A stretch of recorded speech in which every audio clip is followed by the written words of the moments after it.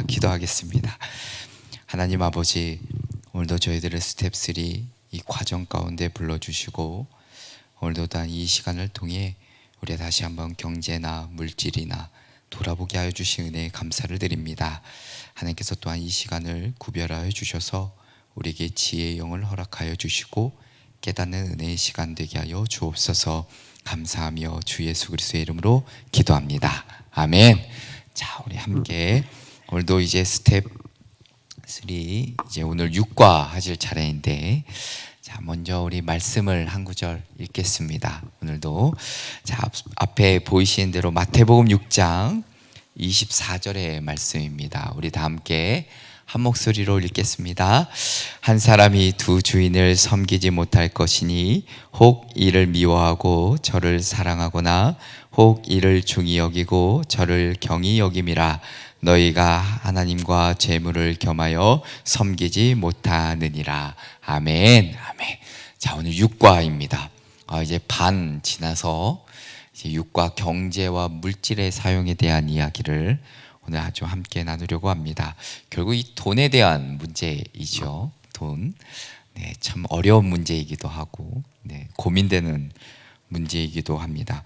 자, 그런데 가장 우리가 먼저 좀 생각해야 될 것은 저나 여러분께서 아마 내일 당장 어떤 어마무시한 돈이 필요하고, 아니면 파산의 위치에 놓여 있고, 아니면 정말 어떤 사업 자금이나 학비나 여러 가지 물질에 대한 문제가 생길 때 여지없이 우리의 마음 가운데 참 많은 고민과 염려와 걱정이 당연히 있을 수밖에 없겠죠. 돈의 문제에서 자유로운 사람은 거의 없습니다. 없고, 근데 이제 성경에서 끊임없이 돈에 대한 문제를 이야기하는 것은 돈에 대한 이야기, 이 물질에 대한 이야기가 단순히 한순간만의 이야기가 아니라 우리의 삶 가운데 어찌 보면 매번마다 닥치는 그 문제 속에서 우리가 좀 어떻게 좀 이겨나갈 수 있을까, 좀 익숙해져야 되는 문제일 수도 있습니다. 그러니까 늘 문제가 닥치니 그때 생각하게 되는데, 성경에 그 돈에 대한 이야기가 한 2000번 이상 나와요.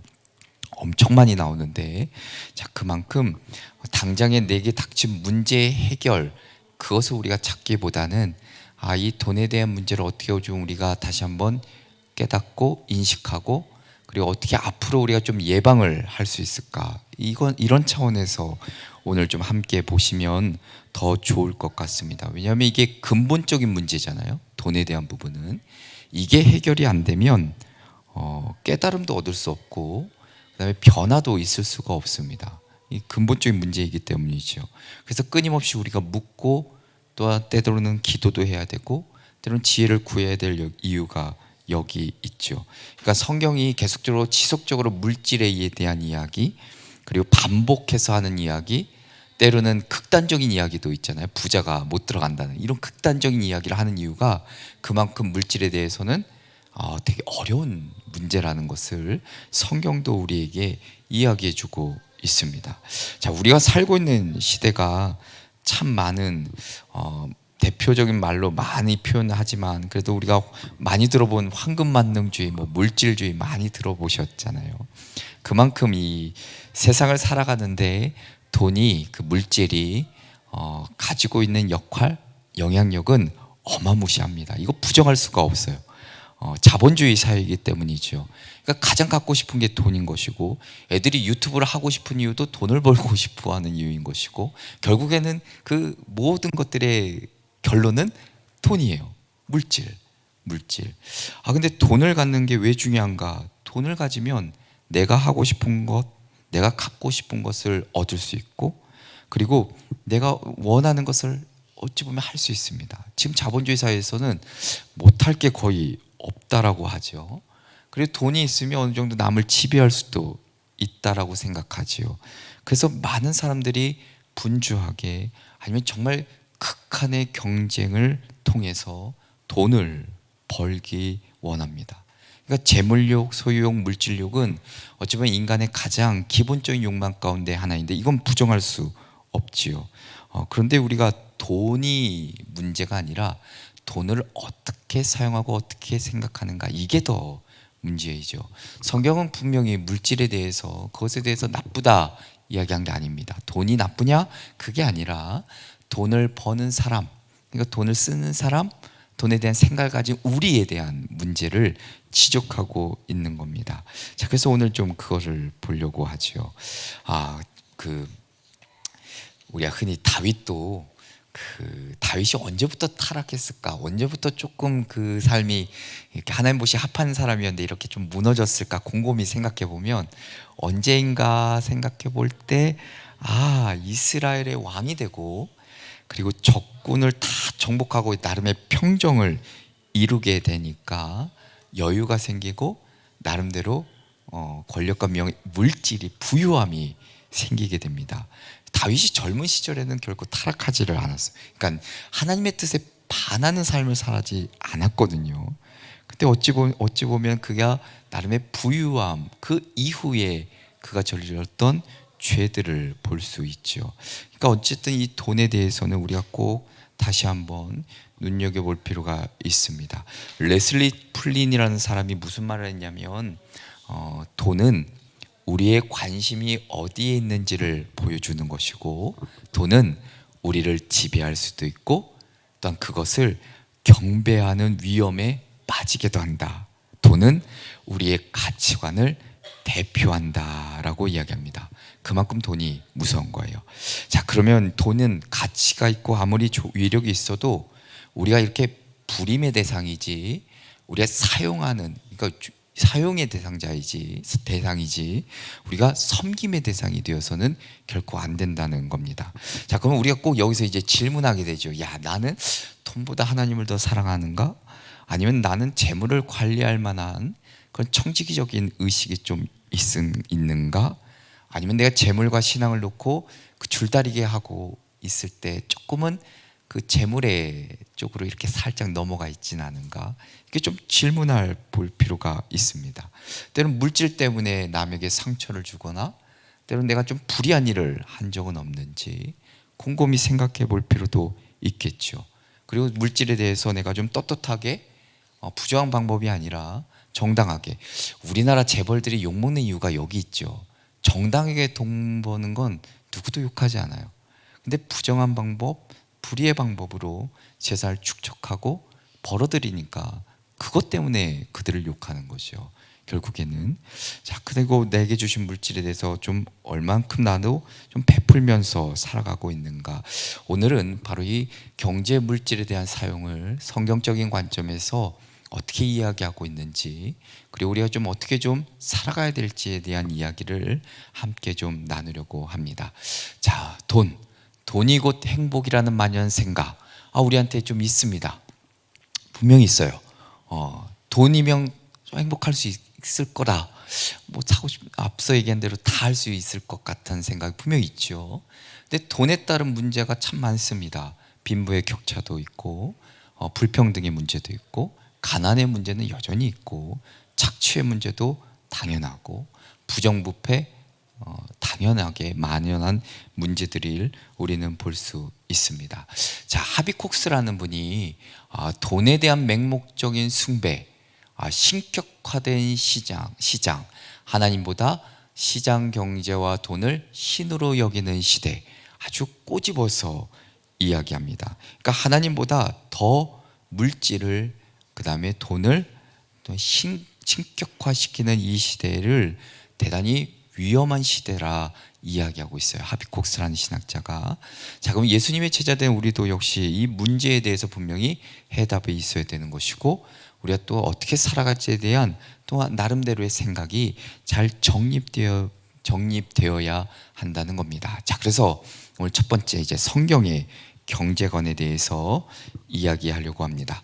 자, 그러면 성경은 뭐라고 이야기하고 있을까? 성경은 물질과 경제, 어찌 보면은 이 물질에 관해서 어떻게 이야기하고 있는지, 예수님도 돈에 대한 많은 비유를 말씀해 주셨는데, 그러니까 성경을 통해서 먼저 좀 살펴볼 필요가 있겠죠.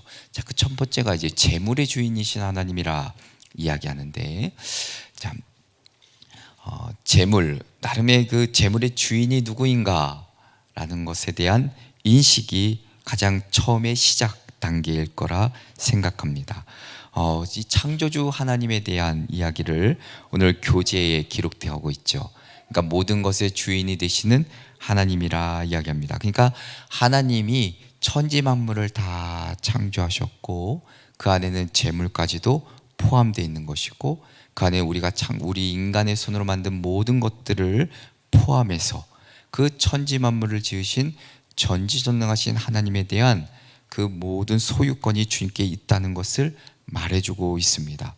자, 그러니까 재물과 경제 활동의 모든 것들의 주인은 하나님이라 성경은 분명히 이야기하죠. 학계 2장 8절에 보면 은도 내 것이요 금도 내 것이라 분명히 이야기합니다. 레위기 25장 23절에 보도 다 내 것이라 분명히 성경은 이야기하죠. 이거 어찌 보면 이게 단어로만 국한된 것이 아니라 여기에 담긴 의미는 온 세계 땅에 있는 모든 그것이 곧 하나님의 것이라 라고 성경은 분명히 이야기해 줍니다. 이게 가장 시작의 전제되는 사실이죠. 그리고 땅과 거기에 충만한 것과 세계와 그 가운데 사는 자는 다 여호와의 것이라 시편 24편 1절에 기록되어 있습니다. 자, 그러면 하나님 모든 것이 다 하나님 거니까 재물의 소유권은 누구에게 있는가? 하나님이라는 것이죠. 그러니까 성경은 재물의 소유권이 내가 아니라 분명히 이야기합니다. 그러니까 주인은 하나님이시고 우리가 그렇게 생각하지요. 당연히 생각되지요. 왜냐하면 내가 노력했고 내가 정말 열심히 땀 흘려서 벌었고 내가 또 그거 가지고 얻었고 샀고 구했고 또 누리고 있으니까. 그러나 하나님은 그 얻을 수 있는 능력도 우리에게 주신 것이라 이야기합니다. 이게 중요한 대목이겠죠. 신명기 8장 18절에 보면 야, 네 하나님 여호와를 기억하라. 왜? 네게 재물 얻은 능력을 주셨음이라 분명히 얘기합니다. 자, 그러면 이제 큰 틀에서 성경의 큰 맥락 가운데 이제 가장 중요한 전제를 본 겁니다. 하나님이 이 모든 것들의 재물의 주인이 되시는 것이고 내가 이 땅을 비록 살아가고 있지만 내게 능력 주셔서 내가 내 나름대로 땀 흘리고 수고해서 얻었지만 그것조차도 하나님이 주셨다는 것 성경이 분명히 우리에게 이야기해 주고 있습니다. 자, 또한 전도서 5장 19절에 보면 야, 이 모든 것을 나에게 누리게 하신 것은 하나님의 선물이라 이야기합니다. 하나님의 선물이라. 자, 그러면서 오늘 교재에 보면 어리석은 부자에 대한 비유가 기록되어 있습니다. 자, 예수님이 한 부자에 관한 비유를 누가복음 12장 13절 2절 이하에 쭉 기록하시죠. 야, 이 부자가 밭에서 이제 소출로 얻은 풍성한 곡식을 저장하기 위해서 쌓아놓기 위해서 기존의 곡간을 다 헐고 더 크게 짓기로 마음을 딱 먹고 야, 이제는 좀 편안히 쉬고 좀 먹고 마시고 좀 즐거워하자라고 생각합니다. 그러니까 농사도 잘 짓고 재산 관리도 철저하게 나름의 미래에 대한 대비를 아주 탁월하게 잘했던 자지죠. 그러니까 어찌 보면 본받을 만한 사람인 것 같습니다. 자, 그런데 하나님이 그에게 무엇이라 이야기하냐면 누가복음 12장 20절의 말씀을 보면 하나님은 이르시되 어리석은 자여 오늘 밤에 내 영혼을 도로 찾으리니 그러면 내 준비한 것이 누구의 것이 되겠느냐 분명히 이야기하고 있습니다. 자, 어떤 목사님이 우리를 망치는 것 중에 하나가 구보자 철학이라고 해요. 이거 어떤 설교에서 저도 이렇게 우연히 듣게 됐는데 구보자가 뭐냐면 돈은 없는데 우선 먹고 보고 사고 보고 쓰고 보고 놀고 보고 가고 보고 그러니까 이렇게 계획 없이 그러니까 내가 바라는 대로 쓰는 태도가 결국 우리 내일을 온전히 준비하지 못한다는 이야기이기도 한데 자, 흔히 하나님이 부자의 어리석음을 이렇게 꾸짖으면서 그의 생명을 오늘 밤에 찾아간다면 우리의 그 노력이 무슨 소용이 있을까? 그리고 과연 그것이 누구의 소유가 되겠는지를 물어보고 계십니다. 자, 부자가 이 어리석은 부자의 비유를 가만히 쭉 보시면 중요한 단어가 하나 있는데 바로 나라는 거예요. 네, 나. 부자가 계속해서 내가 내가 라는 말을 반복해요. 그러니까 그 소유가 전적으로 자신의 것이라고 여겼기에 자기를 위하여 재물을 쌓아둔 사람이었습니다. 이게 중요하죠. 자기를 위하여 재물을 쌓아뒀던 자. 자, 이런 어리석은 부자가 되지 말 것을 분명히 이야기해주고 있습니다. 자, 그러면서 예수님은 또 다른 말씀 가운데 마태복음 6장 21절에 네 보물이 있는 그곳에는 네 마음도 있다라고 꼬집고 계시죠. 우리가 친정 이제 보물로 생각해야 될 분은 예수 그리스도인데, 근데 늘 언제나 우리의 마음이, 우리의 생각이 하나님보다 좀 더 이 물질, 세상적인 가치가 좀 더 중요하게 여겨질 때가 있다는 겁니다. 자, 이 생각, 이 태도를 우리가 과감하게 바꿀 것을 이야기하고 있는 것이죠. 자, 앞서 얘기한 대로 돈이 정죄당하는 것이 아니라 돈을 사용하는 자, 그 사람에 대한 문제가 성경은 분명히 이야기해주고 있습니다. 자, 그래서 마태복음 6장 24절에도 보면 너희가 하나님과 재물을 겸하여 섬기지 못하느니라 분명히 이야기해주고 있습니다. 그러니까 그만큼 쉽지 않은 거예요.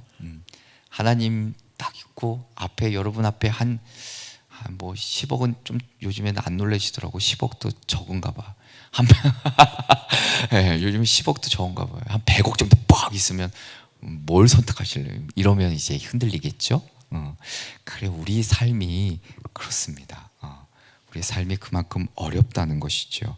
그러니까 결국에는 우리가 오늘의 과를 통해서 우리가 스텝 3라는 큰 가치관에 대한 문제인데, 결국 이 돈에 대한 가치관도 우리가 제대로 정립되지 않으면 우리가 온전한 그리스도의 제자로서 살아갈 수가 없다는 겁니다. 자, 그래서 이쯤 되면 이제 늘 나오는 얘기가 바로 청지기 이야기인 거예요. 청지기.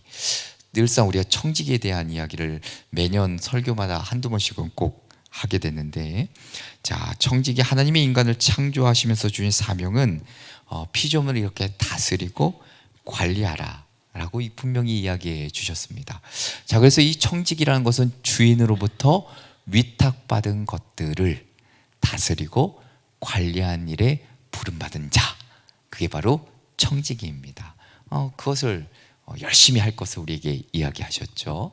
자, 이 일을 하기 위해서는 뭐가 필요한가? 바로 충성이 필요합니다. 그 말씀에 대한 순종과 충성이겠죠. 그래서 그 교재에 바로 누가복음 16장 10절 이하의 말씀이 기록되어 있는 겁니다. 자, 충성.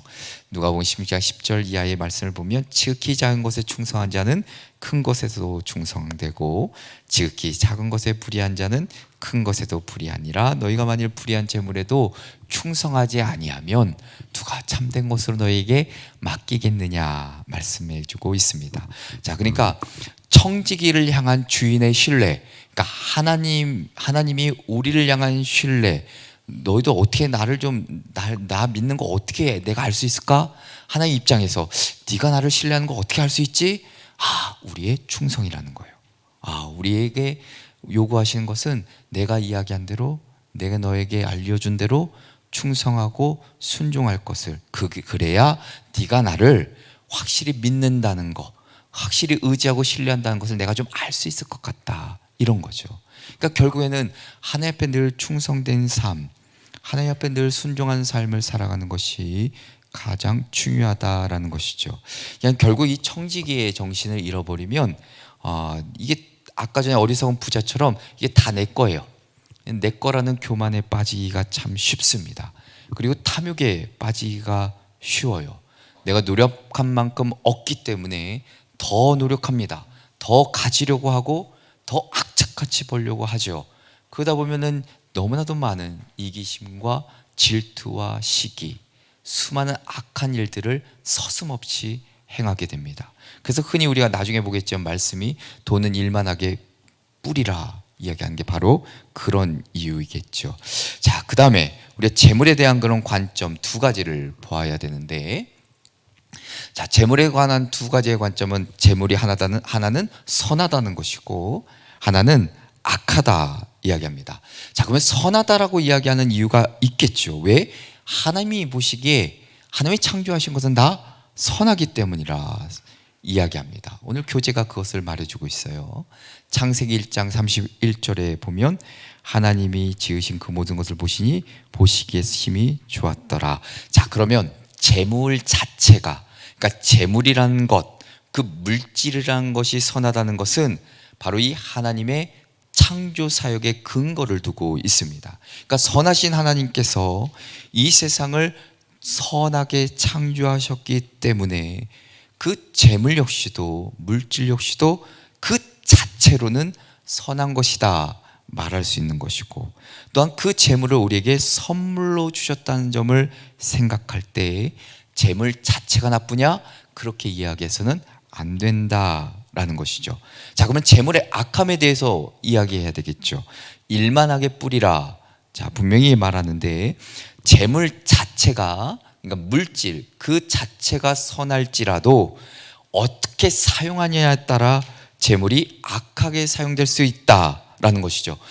그러면 가장 중요한 게 뭐예요? 재물을 사용하는 사람이 중요한 거예요. 사용하는 자가 어떻게 사용하느냐가 제일 중요하겠죠. 그에 따라 선할 수도 있는 것이고 악할 수도 있는 겁니다. 자, 그래서 바울이 이야기하는 겁니다. 돈을 사랑함이 일만하게 뿌리가 되나니 탐내는 자 미혹을 받아 믿음에서 떠나버리고 근심하게 된다라고 바울이 아주 꼬집어서 이야기합니다. 그러니까 인간이 이제 물질이나 돈을 탐하기 시작할 때 악으로, 또한 죄로, 또한 불의한 일로 빠져들 수밖에 없는 겁니다. 그러니까 돈을 사랑하는 것은 구별해야 돼요. 돈 자체, 물질 자체가 나쁜 게 아니라 물질을 사랑하는, 물질만을 추구하는 자의 삶의 태도가 나쁘다라는 겁니다. 이것을 우리가 좀 먼저 기록해야 되겠죠. 자, 그런 맥락에서 보면, 자, 예수님이 재물 많은 청년이 근심해서 돌아갔던 그 이야기, 마태복음 19장 23절 이하에 나왔던 그 이야기, 부자가 하나님 나라에 들어가는 것이 어렵다고 말씀하셨던 그 이야기, 그 이야기의 가장 중심된 것은 무엇이냐? 바로 그 돈에 대한 그 사람의 마음이에요. 생각, 태도였기 때문이죠. 우리도 다시 한번 좀 돌아볼 필요가 있는 겁니다. 자, 그 다음에 부한자들에 대한 권면이 디모데전서 6장 17절부터 19절에 쭉 기록되어 있습니다. 참 귀한 말씀이긴 한데, 자, 4가지로 이렇게 정리가 되죠. 마음을 높이지 말고, 정함이 없는 재물에 소망을 두지 말고, 오직 우리에게 모든 것을 후히 주사 누리게 하신 하나님께 두고, 선을 행하고, 선한 사업 좀 많이 하고, 나누어 주고, 너그러운 자가 좀 되고, 장래에 자기를 위하여 좋은 터를 쌓아 참된 생명을 취하는 것. 그러니까 바울은 부유한 자들이 재물을 통해 어떻게 일을 해야 되지, 어떤 일을 해야 되는지를 말해주고 있습니다. 그 마음의 중심이 어디에 있는지, 그리고 어떻게 좀 살아가야 될지를 이야기하죠. 자, 그 다음에 재물 숭배를 조심할 것을 분명히 이야기해주고 있습니다. 여기에는 우리 인간의 죄성이 있고 타락이 있는 것이죠. 자, 성경은 분명히 재물을 악하게 사용하는 배후에는 우리 인간의 타락, 인간의 죄성이 있다는 것을 분명히 이야기합니다. 자, 바울이 우리가 타락함으로 말미암아 생각이 허망해지고 미련한 마음이 어두워지고 하나님의 자리를 우상으로 이렇게 제태해버려서 그것을 섬겼다 이야기합니다. 자, 로마서 1장 21절 이하에 그 이야기가 기록되어 있어요. 그러니까 하나님보다 더 사랑하고 경배하며 섬기는 것이 우상숭배이고, 그 중에서도 물질주의가 우리에게 큰 도전이 된다는 것을 우리에게 이야기해 주죠. 그러니까 재물의 영향력을 무시할 수 없는 현대사회에서 재물은 언제든지 우리에게 우상이 될 수 있다라는 점을 꼬집습니다. 자, 그 다음에 요건 말씀이니까 그 생각이 허망해지며 미련한 마음이 어두워졌나니, 자, 넘어가서, 자, 그 다음에 재물 숭배를 조심하라 하면서 두로 왕의 예시를 우리 교재에 적고 있습니다. 하나님께서 그 에스겔 선지자를 통해 두로 왕에게 심판을 선언했던 내용이 바로 에스겔서 28장 4절 이하에 기록되어 있는데, 자, 두로 왕은 지혜도 있었고 총명함도 있었습니다. 그를 통해 이제 많은 부도 얻고 남대로 재물도 누리게 됐는데, 결국 그 재물 때문에 마음이 교만해지게 되죠. 그 다음에 나아가서는 그 하나님 앞에 정말 교만과 그 하나님처럼 되려고 했던 그의 마음이 있었고, 그리고 결국 그가 심판당한 이유가 바로 거기에 있었습니다. 그러니까 우리가 만일 하나님보다 재물을 더 의존하며 살고, 하나님보다 재물을 더 사랑하고, 그리고 나아가서 하나님의 뜻대로 행하기보다 부를 탐하고 쌓는 일을 앞세운다면, 그것은 곧 탐욕이자 우상숭배라는 것을 우리는 꼭 잊지 말아야 되겠죠. 자, 그래서 에스겔서 28장 4절 이하에 보면, 야, 네 지혜 총명으로 재물을 얻었으며 금과 은을 곳간에 저축하였으며 내 큰 지혜와 내 무역으로 재물을 더하고 그 재물로 말미암아 내 마음이 교만해졌다 라고 찝는 거예요. 자, 그러므로 주 여호와께서 이같이 말씀하셨느니라, 네 마음이 하나님의 마음 같은 채였으니 얼마나 교만해졌으면 성경이 이렇게까지 비판했을까. 심판당한 이유이죠.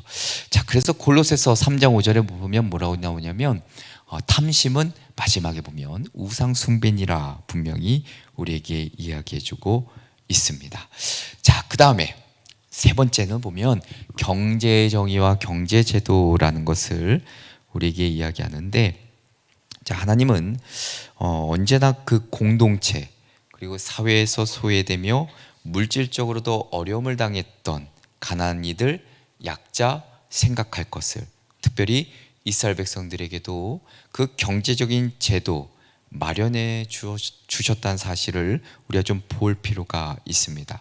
자, 그러면서 이제 경제정의, 정의와 경제정의, 이 단어가 계속 반복되어 있어가지고 헷갈릴 수 있는데, 자, 그럼 정의가 뭘까? 간단하게 정의란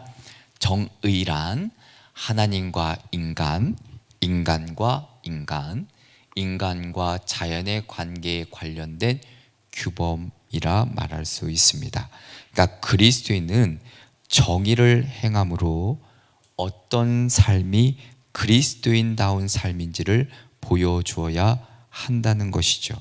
그러니까 하나님과 인간 사이에서, 인간과 인간 사이에서, 인간과 하나님이 지으신 피조물인 자연과의 관계에서 그리스도인답게 살아야 되는데, 정의에 다양한 해석과 정의가 있지만 신학자 니콜라스 월터스토프라는 분이 이런 이야기를 합니다. 구성원들이 각자의 권리와 응분의 몫을 받는 사회, 이것을 정의로운 사회라 이야기를 합니다. 자, 하나님은 이스라엘이 정의를 실현하고 올바른 사회 질서를 세우기를 원하셨고, 자, 무엇보다 가난하고 힘없는 자, 신명기 10장 17절 18절에, 그리고 공정한 판결에 대해서도 신명기에 기록하고 있고, 그 다음에 아주 정직한 저울을 사용할 것을 에스겔서 45장 9절 10 이하에 이야기해 주고 있습니다. 이야기인즉슨 우리 삶 속에서 우리가 물질의 사용, 경제 사용에 대한 이야기니까 그 안에서도 공정하고 바르고 정직하게 사용할 것을, 그리스도인들이 그렇게 살아가야 될 것을 이야기해 주고 있는 것이죠. 그래서 이스라엘은 이런 경제 정의를 실현하기 위해 제도적인 장치가 마련되어 있었습니다. 자, 그러면 여기서 이제 뭐가 튀어나오느냐? 바로 안식년이에요. 안식년. 자, 안식년은 이스라엘 백성들이 그 가나안에 정착한 후에 일곱 번째 되는 해마다 지키는 규례입니다. 흔히 일곱째 해라고도 이야기하고 면제년이라고도 하기도 하죠. 그래서 뭐 종의 해방, 채무 면제, 이런 것들이 그 해에 이루어집니다. 결국 하나님께서 처음에 지으셨던 창조의 세계, 빈부의 격차도 없고 모든 것들이 평등하고 누가나 소유욕 없는, 탐욕이 없는, 누가나 공평한 그 창조의 세계로 회복되기를 원하는 하나의 귀중한 아주 중요한 규례 중에 하나입니다. 자, 그러면서 이제 땅의 안식에 대한 이야기를 먼저 하고 있는 것이죠. 레위기 25장 2절에 보면 하나님이 먼저 땅으로 안식하게 할 것을 명하고 있습니다. 내가 너에게 준 땅에 들어간 후에 그 땅으로 여호와 앞에 안식하게 하라. 자, 그럼 왜 이 이야기를 하셨을까? 자, 여기엔 몇 가지 목적이 있어요. 세 가지가 있는데 그 중에 첫 번째는 뭐냐면 보이시죠? 예. 네. 그 말씀드린 대로 홈페이지에 다 올라와져 있습니다. PPT가. 자, 땅의 소유권이 하나님께 있으니 너희들은 그냥 경작하고 돌보고 그건 청지 역할만 해. 이게 땅의 안식년의 그 땅의 안식을 주는 목적이기도 하고, 또한 두 번째는 일곱째 해, 하나님 말씀하신 그 해를 구별해서 거룩하게 하고 땅과 인간 나름대로 쉼을 주시는 하나님의 안식에 동참케 하시는 의미가 담겨져 있고, 또 하나 인간의 필요를 공급하실 분이 하나님이니까 좀 나 좀 신뢰해 라는 의미가 그 안에 담겨져 있습니다. 자, 그래서 그 안식년에 어떤 행동을 하냐면 안식년의 소출을 보면 소출을 나누기도 하죠. 그래서 레위기 25장 6절에 보면 안식년의 소출은 너희가 먹을 것이니 너와 내 남종과 내 여종과 내 품꾼과 너와 함께 거류하는 자들과. 그러니까 안식년의 소출을 모든 이들이 함께 먹는 것은 어찌 보면 하나님이 창조하신 질서의 회복인 것이고, 하나님이 땅을 경작하며 살아갈 은혜를 주신 것처럼 서로가 좀 은혜도 베풀고 나누고 함께 살아가야 될 것을 말해줍니다. 자, 그리고 일곱째에 아무것도 심지 않으니까 소출을 거두지를 못하잖아요. 염려 있죠. 그러니까 당장 뭐 내일 직장을 그만두면 어떻게 살아? 이런 염려랑 똑같은 거예요. 이때는 농사 안 지면 굶어 죽으니까. 자, 근데 놀랍도록 레위기 25장 11절에 뭐라고 얘기하냐면 내가 명령하여 여섯째 해에 내 복을 너에게 주어 그 소출이 3년 동안 쓰기에 족하게 하리라 분명히 약속해 주십니다. 그러니까 하나님은 이스라엘 백성들에게 요구하고 있는 것은, 야, 네 먹을 거 걱정하지 마. 내가 책임져 주잖아. 안식년 안식해. 그 정도 믿음은 있어야지. 그 정도 나 믿어줘야지. 그만큼 하나님이 이스라엘 백성들에게 그 참된 안식년의 의미도 일러주는 것이고 그 땅의 온전 회복도 말해주고 싶었던 것이죠. 자, 우리도 이런 좀 담대함이 좀 있어야 되겠죠. 물론 그렇다고 해서 내일 당장 사직서를 내고 사직서를 내시고 나는 하나님이 채우실 거야, 이게 아니라 우리의 일생 가운데 우리의 그 삶 가운데 하나님이 우리의 필요를 아시고 채우시고 공급하실 것이라는 그 믿음, 그 확신이 우리 가운데 있을 것을 성경은 이야기해주고 있습니다.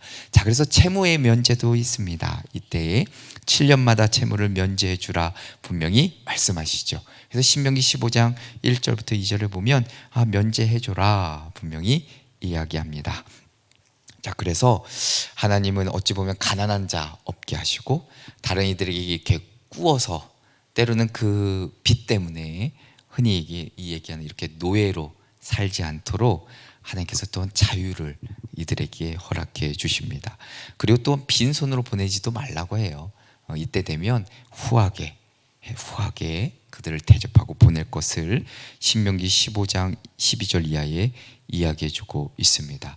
자, 그 유대인 백성들이 이렇게 생각할 수 있었던 이유는 하나님께서 이스라엘 백성들을 이집트 애굽의 노예에서 구원해 주셨다는 그 사실, 그 역사적인 경험이 있었기 때문이에요.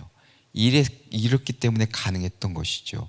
결국 하나님은 우리를 요즘 이 시대 가운데 예수 그리스도를 통해 그리고 많은 도움의 손길을 허락해 주실 텐데 거기서 자유를 주시고 결국 내가 얽매인 것으로부터 구원받는 은혜를 늘 허락해 주신다는 것을 우리가 잊지 말아야 합니다.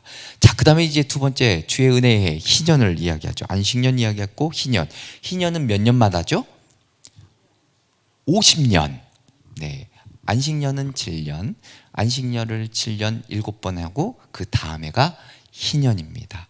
50년째 되는 해입니다.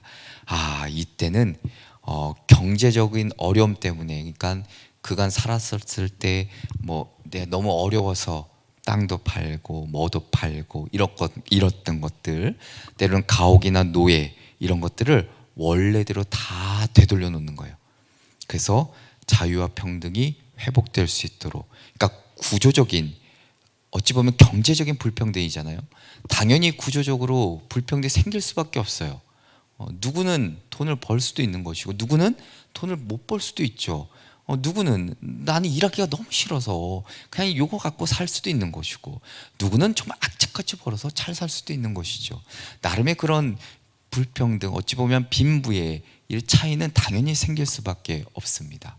그랬더니 이제 50년이 희년이 되면 그 모든 것들을, 불평등이나 구조적인 경제적인 어려움들을 해소시켜주는 해가 바로 희년이라 말할 수 있습니다.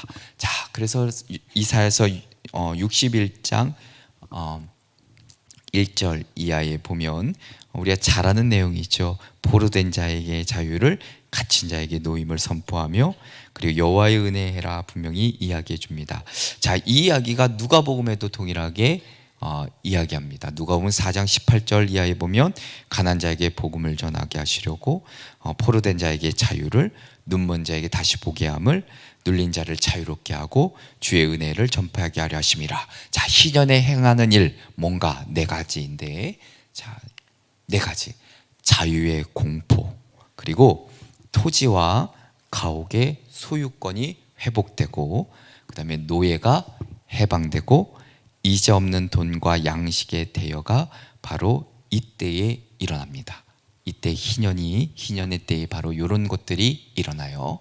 자, 말씀도 저기 적어드렸는데, 자, 궁극적으로 희년이라는 것은 하나님이 창조주 되시고 우리의 구속자가 되어주다는 사실. 그러니까 우리는 그저 하나님의 청지기로, 그러니까 하나님의 소유지에 잠시 그냥 거하는 나그네의 삶, 그러니까 그런 삶을 살아갈 것을 이야기해줘요. 그러니까 결국 이 나그네라는 것이 결국 우리가 죽음에 다다르게 되면 다 놓고 가잖아요. 그래서 우리가 흔히 아시는 대로 수위에는 이렇게 뭐죠? 이게 뭐죠? 주머니. 갑자기 생각이 안 나가지고. 주머니가 없잖아요. 주머니가 없어요. 가져갈 수 없으니까. 그런 거예요. 성경에서 이야기하는 그 나그네의 삶이라는 것은 결국 우리가 좀 곰곰이 우리의 삶과 좀 연관지어서 생각해 볼 필요가 있겠죠. 결국 내가 소유나 물질에 집착하지 않고 하나님을 바라볼 때 우리의 삶 가운데 자유를 주시고 진정한 돌보심과 공급하심의 은혜를 허락해 준다는 사실을 우리가 잊지 말아야 합니다. 자, 그래서 그런 물질을 어떻게 사용하면 좋을까?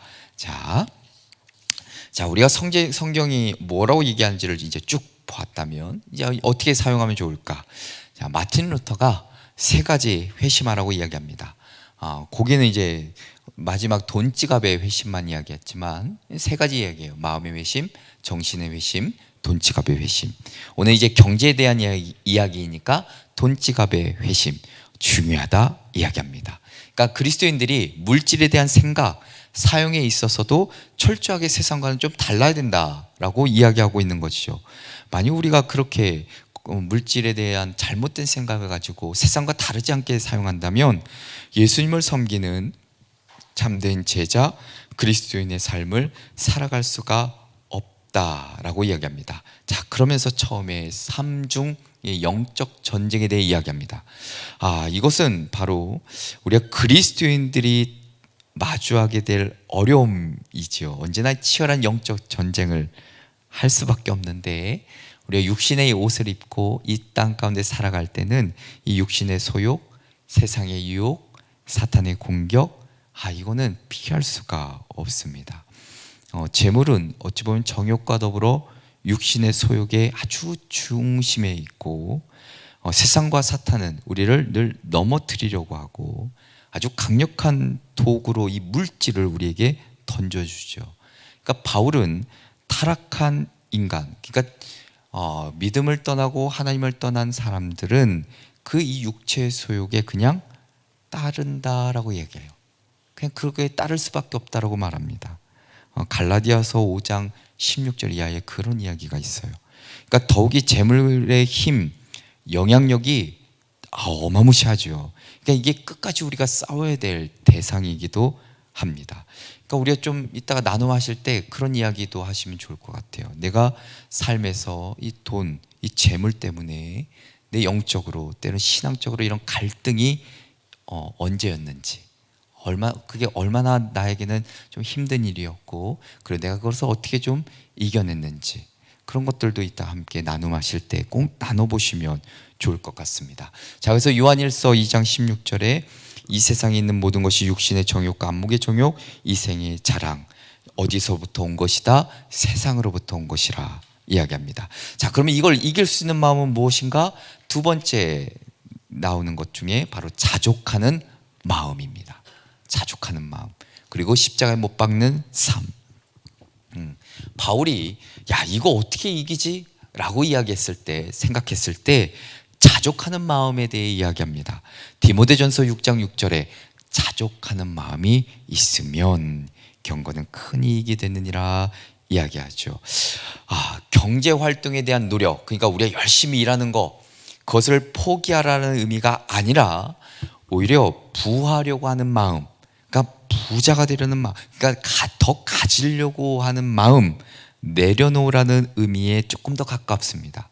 그게 더 가까워요. 바울은, 왜냐하면 우리가 당연히 좀 더 얻고 싶고 부하고 싶은 마음은 있는데, 그러할 때마다 뭐가 따라오냐면 시험이 따라온다 이거죠. 악한 영들 올무가 이렇게 탁 쳐진다 이겁니다. 그러니까 여러 가지 어리석고 해로운 욕심들이 나를 이렇게 탁 둘러싸여 있다는 것이죠. 그거 이길 수 있으면 좋은데, 인간인지라 이 이기가 쉽지가 않다는 겁니다. 늘 멸망에 빠지게 될 수밖에 없음을 바울이 지적하는 것이죠. 자, 그러면 자족하는 마음, 그렇다고 10원 딸랑 이고 있는 것으로 내가 마음이 이렇게 행복하고 기쁜가? 이게 참 쉽지 않죠. 그러면 이것을 조금만 말을 바꾸면, 자족하는 마음이라는 것은 곧 하나님을 좀 두려워하고 의지하라라고 말씀드릴 수 있습니다. 자족하는 마음이라는 것은 내게 있는 것 감사하게 여기는 것 당연하지요. 그러나 그 이면에 하나님만을 의지할 것을, 더 나아가서는 내가 물질의 노예가 되지 않도록 하나님이 어떤 분인지를 좀 두려워할 것을 이야기해 주는 말씀이기도 합니다. 사람들이 왜 그러냐면 물질이 부족하고 결핍되면 두려워요. 그래서 그걸 의지하려 하죠. 그런데 누구를 두려워해야 될지를 우리가 착각하고 있는 거죠. 그렇기 때문에 갈라디아서 5장 24절에 보면, 그래서 그리스도 예수의 사람들은 육체와 함께 그 정욕과 탐심을 십자가에 못 박으라 분명히 말씀해주고 있습니다. 그러니까 그 당시에도, 바울이 살아갔던 시대에도 쉽지 않았던 거예요. 대부분 사람들 보니까 다 넘어지는 거예요. 육신의 소욕 다 넘어지고, 조금만 보니까 그냥 무화장창창 그냥 다 포기하는 거죠. 믿음, 하나님, 이게 아니야. 물질만 막 추구하고 있는 겁니다. 그러니까 우상숭배 막 하게 되고, 막 떠나버리고, 막 돌이키고, 막 포기하고, 주저앉아버리고, 그런 모습들이 그냥 바울의 눈에 그냥 다 보이는 거죠. 그래서 좀 강하게 이야기하는 겁니다. 육체와 함께 그 정욕, 탐심, 십자가에 못 박으라. 제발 좀. 그렇지 않으면 너희들이 가지고 있는 그 물질의 문제에 얼마든지 넘어질 수 있기 때문입니다. 자, 그래서 경제 물질에 대한 태도에 대해서 이야기해주고 있습니다. 이 교재가. 자, 무관심 혹은 분리된 삶 살아야 되는가? 그렇진 않습니다. 그럴 필요 없어요. 관심 가져도 됩니다. 성경에 기록된 많은 내용들이 어찌 보면은 이런 경제적인 내용들, 경제 활동에 대한 이야기도 분명히 담고 있죠. 그것에 대해서 나쁘냐? 이건 아닙니다. 무관심할 필요도 없고, 그리고 동떨어져서 뭐 전혀 일을 안 하거나, 아니면 그냥 뭐 수도사들처럼 가만히, 이런 것도 아니죠. 어찌 보면 적극적인 관심과 실천을 할 것을 우리에게 더 이야기해주고 있습니다.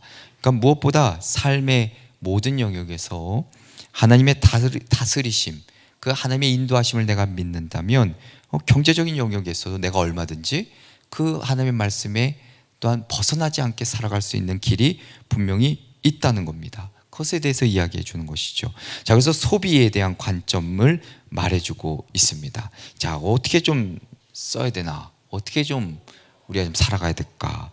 두 가지의 원리를 이야기하는데, 하나는 청지기 원리, 나그네의 정신, 두 가지 이야기합니다. 자, 그러면 청지기의 원리가 뭔가?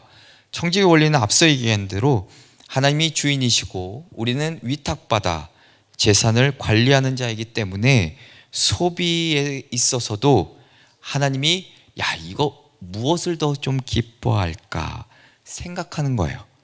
야, 이걸 사면 어찌 보면 이렇게 지출하는 것이 하나님이 좀 기뻐하실까 한 번쯤은 생각해 보는 것이죠.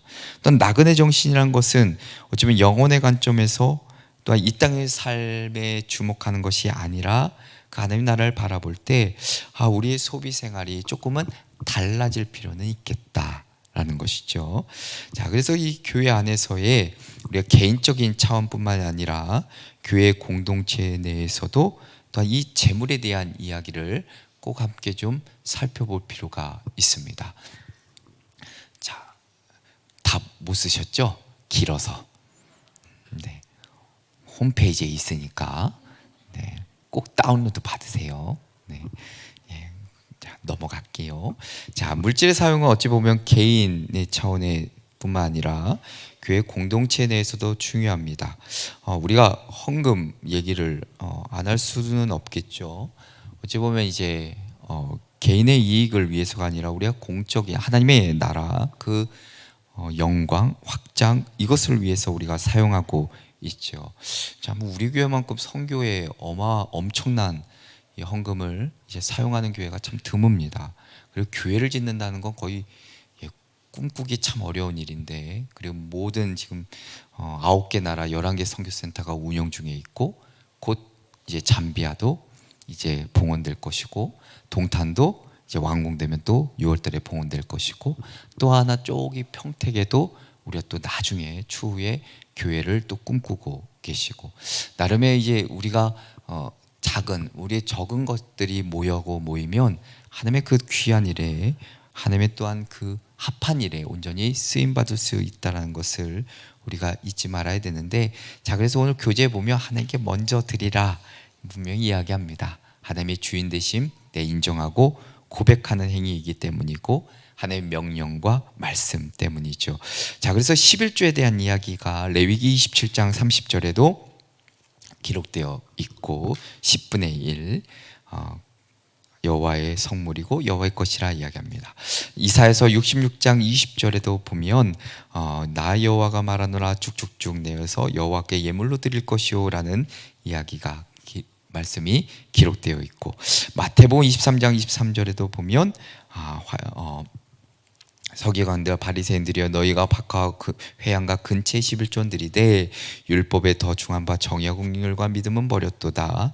자, 여기서 이제 회양과 근체 11조를 드렸다는 것을 성경은 또한 기록하고 있습니다.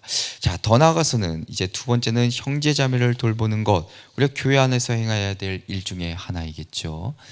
초대교회의 모습이 어땠을까? 초대교회는 성령을 따라 믿음의 형제 자매들과 우리가 잘 아는 대로 물건 통용하고 자신의 재물을 자신의 소유라고 주장하지 않아요.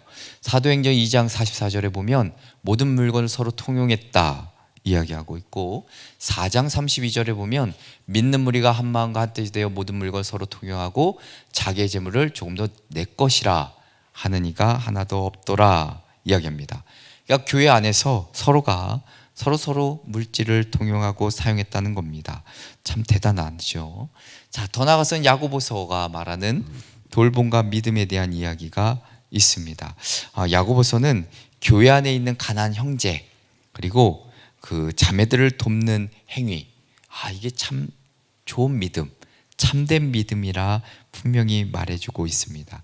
그러니까 그들이 헐벗고 그러니까 먹을 것이 없을 때 그저 말로만 이 평안히 가라, 뭐 덥게 하라, 뭐 배부르게 하라 하면서 몸에 쓸 것을 정작 주지 않으면 그건 유익이 없다라고 야고보서가 이야기하죠.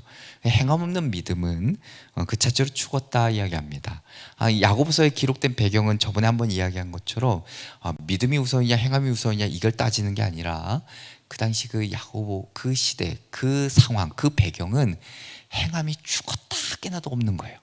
믿음은 있다라고 다 얘기하는데 뭔 믿음만 있지 실천은 눈꼽만큼밖에 안 하니까 그래서 행함을 장조하는 겁니다. 행함을 뭐가 우선이 이게 아니라 자 그래서 야고보서 2장 15절에 헐벗고 일용할 양식 없는데 평안히 하라 덥게 하라 이며 쓸 거 안 주면 유익이 없고 이와 같이 행함이 없는 믿음은 그 자체에 죽은 것이라 말해주죠.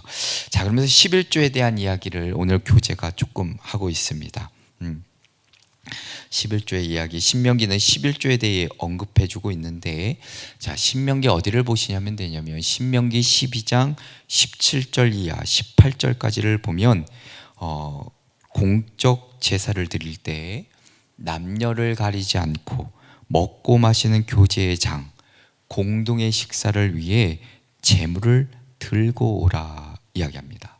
자 그리고 신명기 14장 28절부터 29절에 보면 자 넘어갈게요. 말씀은 기니까 매 3년 끝에 레위인과 고아와 과부 나그네가 와서 먹고 배부르게 하는 일에 11조를 사용하라 말씀하고 있습니다. 자 여기에 목적이 있는 것이죠. 어찌 보면 공공성입니다. 교회 구성 전체와 사회 전체를 위해 사용되는 것, 어찌 보면 하나님의 정의, 공의를 위해서 온전히 사용되는 것, 거기에 목적이 있는 것이죠. 자, 그 다음에 이 말씀은 넘어가고요. 구속의 공동체라고 이야기합니다. 자, 구속의 공동체 어찌 보면 이제 앞서 계속 얘기한 것의 연장선상이라 말할 수 있는데, 자 앞에 얘기한 안식년이나 어찌 보면 희년을 이스라엘 백성들에게 이렇게 선포하게 하셨던 것, 그리고 뭐 가난한 자, 포로된 자, 눈먼 자, 눌린 자를 회복시켜 주신 것, 그러니까 주님의 은혜해를 선포하게 하신 것은 결국 교회가 경제나 물질로 인해 발생하는 불평등, 그 빈부격차, 가난의 문제, 나아가서는 삶의 전반적인 영역, 그 문제들에 관심을 좀 갖고 결국 하나님의 그 구속의 은혜 가운데 그 모든 문제가 해결함 받을 수 있다는 것을 우리에게 일러주고 있습니다. 참 중요한 이야기죠. 그러니까 교회를 통해 나름대로의 사회적인 불평등이나 사회적인 약자들, 그리고 그들의 어려움들을 함께 돕고 하나님의 나라 공평하고 평등하고 그리고 어찌 보면은 서로 화합하는 그 나라가 온전히 이루어질 것을 이야기해 주는 본문입니다. 자, 그래서 사회에서도 우리가 할 게 분명히 있죠. 이 앞서 얘기하는 교회까지고, 이제 사회에서는 뭐 해야 되냐면, 자 지난 과에서 우리가 살펴보았듯이 존 웨슬리 목사님이 개인의 성화 중요했지만 사회적인 성화 중요하다 이야기했습니다. 그리고 웨슬리 목사님은 그런 성화의 삶 중에서 그 경제적인 성화를 또한 중요하게도 여겼습니다. 그러니까 예수 그리스도의 은혜로 구원받은 성도, 그들의 성화된 삶은 하나님께서 주신 은사가 있고 나에게 주신 물질이 다시금 하나님께 돌려 보내드리고 또한 교회뿐만 아니라 사회에 돌려주는 것, 그것이 곧 사회적인 성화, 경제적인 성화라 웨슬리 목사님이 말씀해주고 있죠. 그를 통해서 이제 성직의 삶이 온전히 완성된다 이야기해주고 있습니다. 자, 그러면 사회를 위한 섬김 뭐가 있을까? 시대별로 교회가 사회에 행했던 일들이 있습니다. 초대교회는 뭐 했냐면 가난한 자 구제했고, 전염병에 걸린 자 이렇게 돌봤어요. 그때는 돌봤습니다. 그 다음에 중세시대에 들어가면 빈민들 당연히 관심 갖고 사회복지시설 설립했어요. 뭐 구제원들이나 양로원이나 병원들을 막 설립해가지고 어렵고 힘든 자들을 도와줍니다. 물론 자선 사업도 엄청 했죠. 중세시대에는. 그리고 종교개혁 시대에 보면 이때는 조금 사회적인 이슈가 더 관심이 많았기 때문에 사회단체나 국가를 통한 이렇게 좀 구제 사역을 참 많이 했던 것을 보게 됩니다. 결국 이게 우리나라, 우리 지금 현재 살아가고 있는 이 사회복지제도와 어찌 보면 같은 맥락이겠죠. 근데 한국 초기에 선교사님들을 보더라도 동일합니다. 우리 선교사님들이 이렇게 들어와서 뭘 먼저 했냐면 복음도 전했지만 학교 지었고 병원도 지었죠. 나름의 자선단체들이 이렇게 많이 설립하십니다. 그러면서 그들을 돕고 가난한 자, 소외된 자를 그들을 또 보살펴 줬던 그런 일들을 우리가 좀 살펴볼 수 있겠죠. 결국 교회라는 것은 개개인이 사회 속에서 정의를 실천한 일에 참여하도록 가르치고 도전시키고 더불어 실질적인 방안을 세우는 것이 곧 교회라 말할 수도 있습니다. 자, 그러면 이제 건강한 소비 어떻게 해야 될까? 어떻게 해야 될까? 자, 어떻게 하면 좀 잘 소비할 수 있을까? 그 세 가지인데 그 중에 하나는 과도한 소비 경계하는 겁니다. 소비 좀 절제해야 돼요. 굳이 있는데 또 사는 거 말고 좀 낭비 좀 줄여야 되겠죠. 우리가 좀 그런 것도 좀 필요합니다.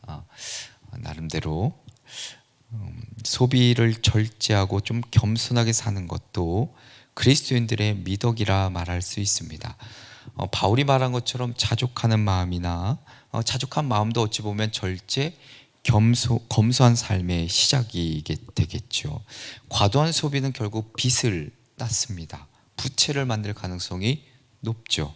그로 인해 경제적으로 또한 사회적으로 신앙생활에 있어서도 대단히 어려움을 겪게 될 수 있습니다.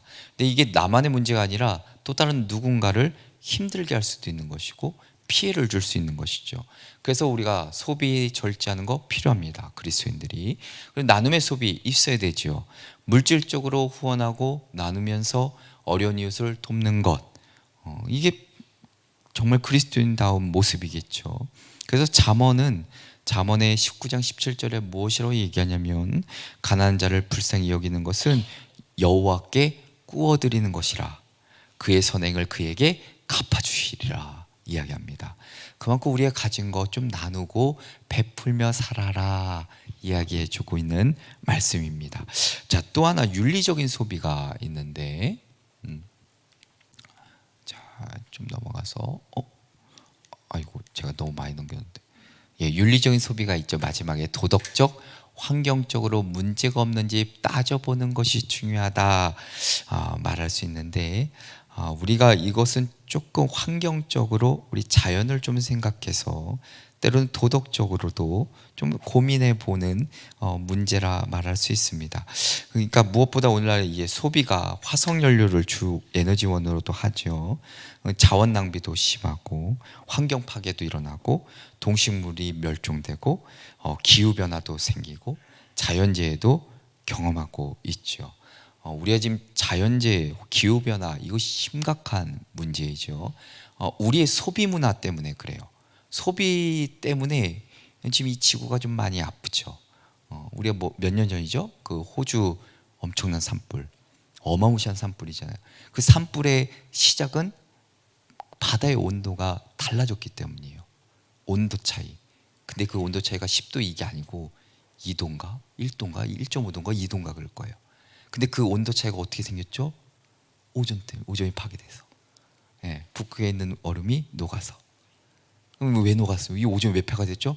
우리가 움직이는 차 때문에, 우리가 먹는 것 때문에, 결국 우리 때문에 자연 환경 생태계가 이렇게 지금 깨지는 거죠. 그 호주에 불 났을 때 우리나라 어떻게 했죠? 그 다음에 홍수 났잖아요. 비 엄청 왔잖아요. 그게 다 영향입니다. 쫙쫙쫙쫙. 네, 하나의 발단이 이어지는 겁니다. 그래서 엄청나게 비가 오고 저기 사막에서 막 엄청 비 오고 저기 그린란드 어디죠? 저 북극에 땅 다 녹아버리고 녹으니까 거기 안에 있는 호래전 그 땅 이름 뭐였죠? 이렇게 얼어 있는 땅 거기서 녹아서 바이러스가 예전에 바이러스 튀어나오고 그런 문제들이 지금 계속해서 일어나는 거예요. 그래서 기후학자들이 정말 심각하다라고 계속해서 주구장창 이야기하는 이유가 바로 거기에 있습니다. 자, 윤리적인 소비 우리도 좀 생각해 볼 필요가 있겠죠. 그리스도인이라면 좀 우리가 환경을 생각하고 자연을 생각해서 조금 좀 절제하고 아끼는 거. 이것도 분명히 필요합니다. 자, 그래서 건강한 이제 넘어갈게요. 건강한 시민 되기라고 이야기하면서 웨슬리 목사님에 대한 초기 감리교도들이 영국 사회에 했던 일들이 무엇인지를 이야기해 주고 있는데, 자, 웨슬리 목사님이 개인적인 성화뿐만 아니라 사회적인 성화를 강조했고, 그리고 그 사회적인 성화를 이루어 나갈 때 우리가 사는 이 땅이 정말 하나님의 나라가 이루어질 수 있다라고 생각하셨습니다. 자, 그러니까 절대적이고 완전한 하나님의 나라는 어찌 보면 저 미래적이고 어찌 보면 우리 시간을 뛰어넘는 일이겠지만, 상대적으로 하나님의 나라가 이 땅에서도 가능할 수 있다라고 분명히 이야기해줘요. 자, 그래서 웨슬리 목사님이 하나님의 나라의 근거를 어디서 찾는가? 바로 앞서 얘기한 희년에서 찾는 거예요. 평등하고 또한 빈부격차가 없고 나름의 서로의 나눠주고 꾸어주는 것들이, 자유롭게 자유를 얻고 거기서 구속함이 없고 누군가 압제가 없는 그런 사회. 그래서 웨슬리 목사님과 더불어 초기 감리교인들이 주장창 적극적으로 운동했던 것들이 노예 해방, 여성 해방, 그러니까 노동운동, 사회 변혁, 이런 제도 개혁에 앞장서게 됩니다. 그래야만 하나님의 나라가 상대적으로 이 땅 가운데 임할 수 있다라고 생각했기 때문이죠. 자, 그 다음에 경제제도와 정책에 대한 관심, 나름의 참여 있어야 되겠죠. 나름대로 이런 정책들에도 우리가 좀 관심 가질 필요도 있을 것 같습니다. 자, 그리고 마지막으로 열심히 벌고 저축하고 주어라. 웨슬리 목사님이 했었던 세 가지의 원리입니다. 돈 사용에 대해서 이걸로 이제 마무리하는데, 돈 사용에 있어서 어떻게 하면 좋을까? 웨슬리 목사님 열심히 벌어라, 열심히 저축해라, 열심히 주어라, 세 가지 이야기합니다. 열심히 벌어라, 여기에는 수단 방법 가리지 말고 돈을 벌라 아니지요. 하나님이 주신 모든 재능을 사용해서 이웃에게 유익을 끼치는 일 열심히 하라 이야기합니다. 열심히 하라. 선한 일, 건전한 직업 좋죠. 근면한 노동 당연합니다. 성실한 책임감 가지고 일하는 거, 그렇게 살라는 거지요. 그 다음에 두 번째는 저축하라고 이야기합니다. 자신과 가족의 필요를 채우고, 당연히 채워야죠. 우리 살아가야 되니까. 남는 거, 잉여, 그거 어떻게 해야 되냐? 좀 사치하지 말고, 그렇다고 방종하지 말고, 향락을 위해 좀 쓰지 말고, 조금 모아라. 가난한 자들을 위해서, 그들을 위해서 검소하게 좀 상하였으면 좋겠다. 그리고 이제 열심히 주어라 이야기하는 겁니다. 가장 웨슬리 목사님이 강조했던 건데, 열심히 버는 것, 저축하는 이유가 주기 위해서. 그러니까 자신을 위해 돈을 벌고 저축하지 말고 가난한 이웃을 위해 좀 그렇게 하라, 또 강조하고 있는 것을 볼 수 있습니다. 자, 오늘 이 돈에 대한 이야기를 여기까지 하려고 하는데, 자, 우리가 한순간에 나에게 닥친 문제에 대해서 당장의 내일, 아니면 어떤 지금 당장의 문제를 가지고 이 모든 것들을 이해하고 받아들이기는 쉽지 않습니다. 그렇죠. 당장 내일이 심한데, 성경이 앞서 얘기한 대로 계속 끊임없이 물질에 대한, 재물에 대한 수천 번에 이르는 단어를 사용하면서 우리에게 일러주는 것은 앞서 얘기한 대로 예방책이에요.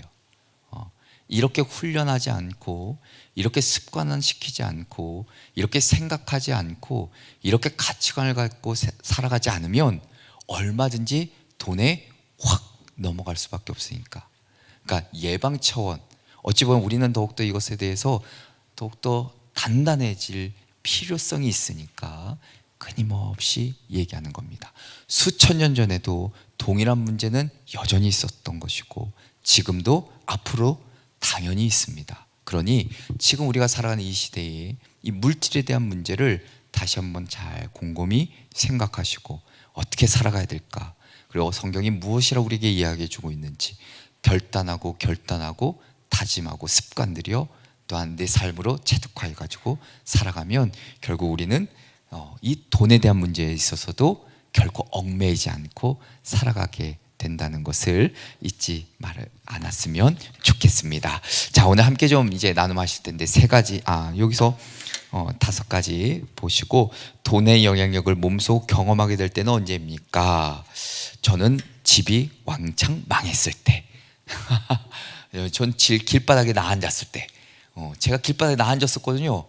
생긴 건 이래도, 그래도 참 죄송해요. 예, 이렇게 보이는 건 이래도 길바닥에 나 앉은 적 있거든요. 그때 돈의 영향력 뼈저리게 경험했죠. 저는 엄청 심하게. 여러분도 나눠보시면 좋을 것 같아. 언제가 가장 큰 돈의 위력 경험했는지, 그리고 그로 인해 내가 얼마나 많은 신앙적인 갈등이 있었는지, 그리고 그거 어떻게 좀 극복했는지, 그것을 꼭 나누시고, 내가 경제, 물질에 대해서 어떻게 생각하고 또한 어떻게 앞으로 좀 살아가야 될지를 함께 좀 나눔하시면 좋을 것 같습니다. 자, 지금 5분이니까 자, 오늘도 38분까지 나눔하시고 다시 모이도록 하겠습니다. 네.